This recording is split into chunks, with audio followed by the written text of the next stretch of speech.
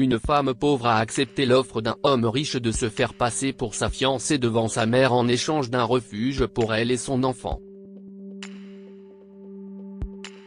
Cependant, les choses ont pris une tournure inattendue lorsqu'elle reconnaît sa belle-mère.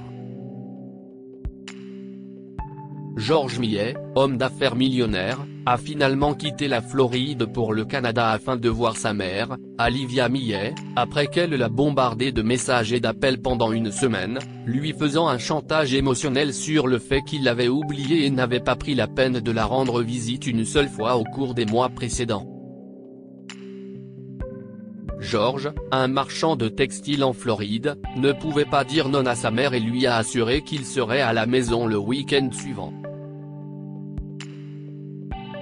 Toutefois, au lieu de prendre l'avion, il a choisi de conduire, car il avait besoin d'un peu de temps pour réfléchir à la façon dont il va lutter contre la persuasion de sa mère de se marier, une idée qui l'obsède depuis peu.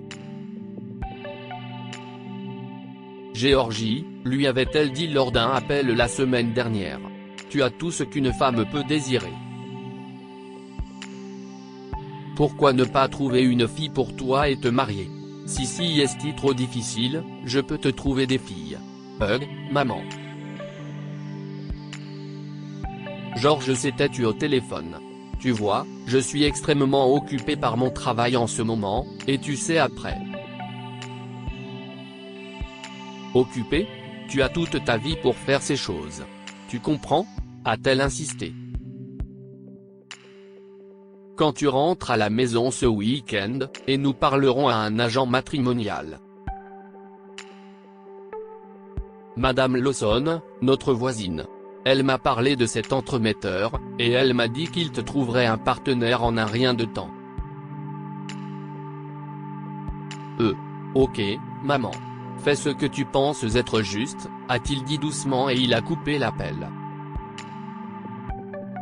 Il n'avait pas l'intention de se marier de sitôt, mais il ne voulait pas refuser la demande de sa mère, qui se sentait bien seule depuis la mort de son beau-père. Alors, pour éviter que la femme âgée ne souffre davantage, George a décidé de lui rendre visite. À la moitié du trajet, son regard est attiré par un bus garé à une extrémité, dans lequel on chargeait des gens comme du bétail.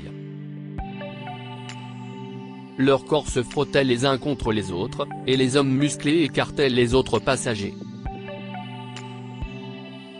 George avait presque accéléré sa voiture, mais quelque chose dans le rétroviseur l'a arrêté.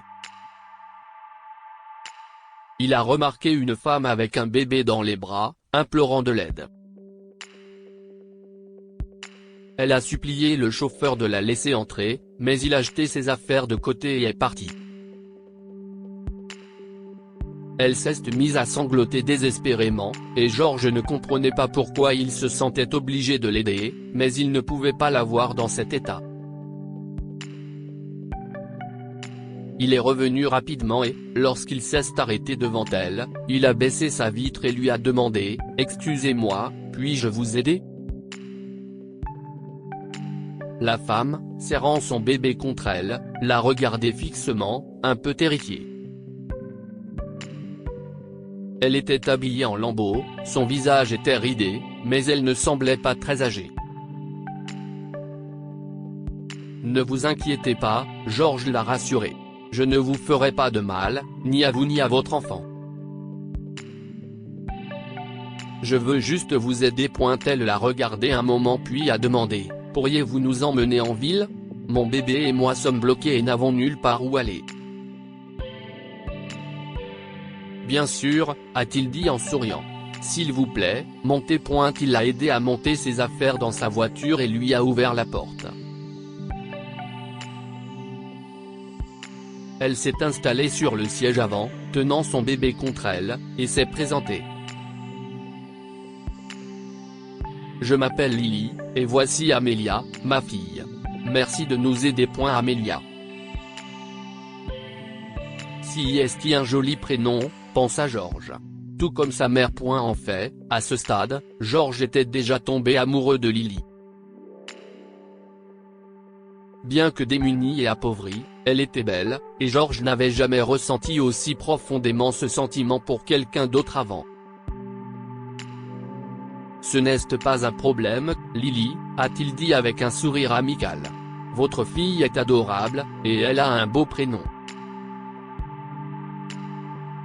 Lily a souri, puis ses yeux se sont agrandis. Elle ressemble beaucoup à son père. Si seulement il était avec nous aujourd'hui, nous n'aurions pas à endurer cela, a-t-elle murmuré. Et Georges a remarqué que les larmes ont rapidement remplacé son sourire. Il était alors inquiet de ce qui se passerait s'il lui parlait de l'idée qui se formait dans sa tête. Eh bien, Lily, a-t-il dit après une pause. Si cela ne vous dérange pas, je peux vous héberger, vous et Amélia, dans la maison de ma mère. Cependant, j'ai besoin d'une faveur de votre part. Les yeux de Lily se sont lentement tournés vers son enfant, et elle l'a serré fort comme si, tout à coup, elle avait peur de Georges.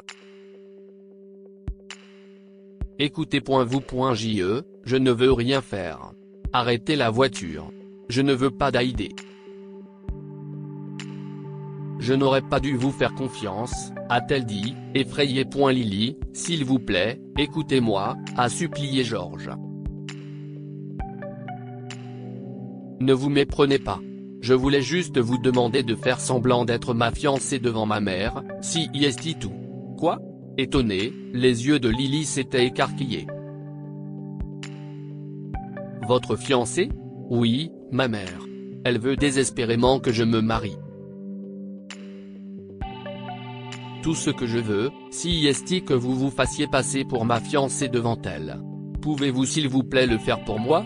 Je promets que je vous aiderai, vous et Amélia, et vous deux ne manquerez jamais de rien. Lily s'est arrêtée un moment puis a hoché la tête en réponse à la demande de Georges, considérant qu'elle était seule, sans abri, et avec une petite fille d'1 an à sa charge.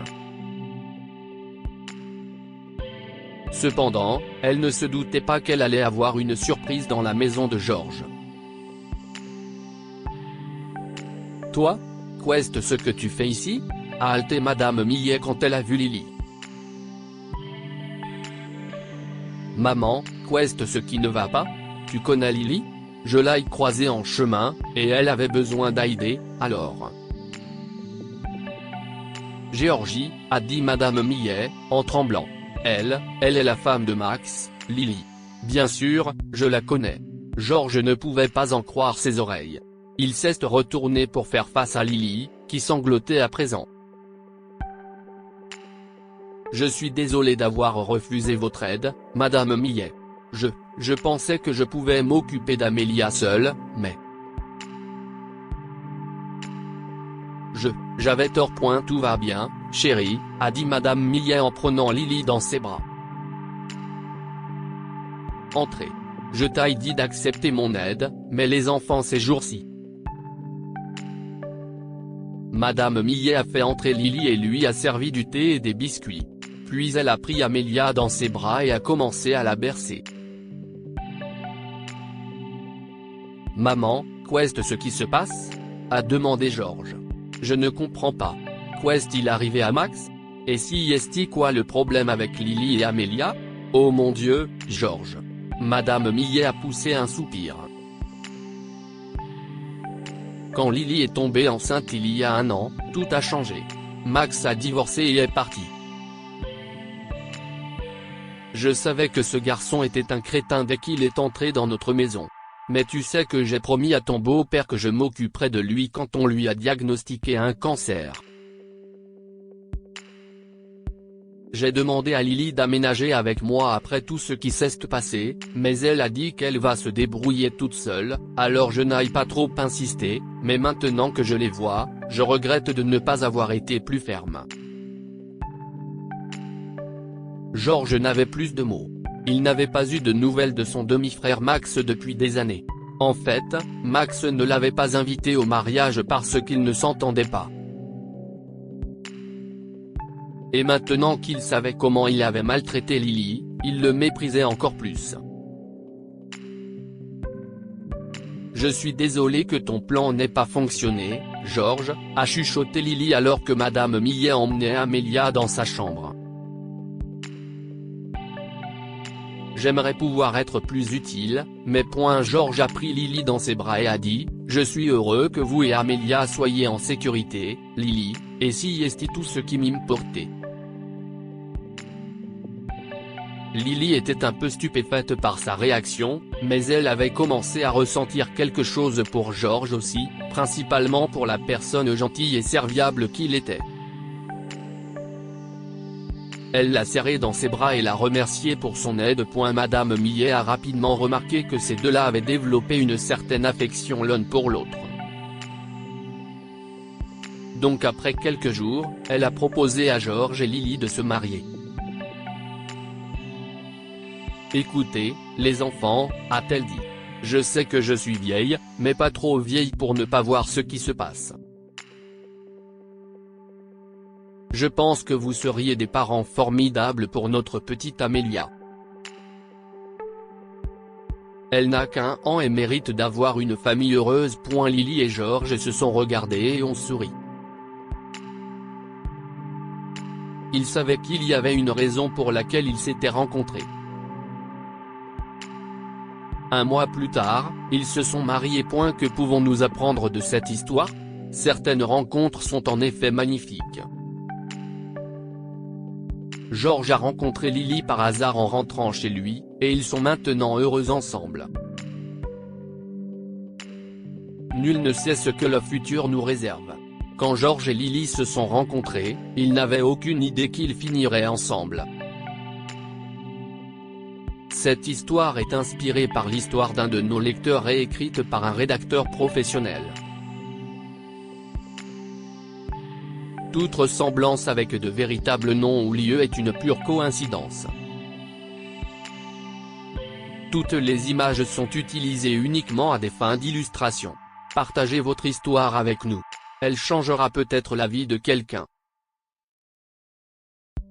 Si vous souhaitez partager votre histoire, envoyez-nous un mail à info@amomama. Comme lire aussi, une jeune femme sans abri épouse un homme âgé sans savoir qu'il est millionnaire. Abonnez-vous à Amomama sur Google News.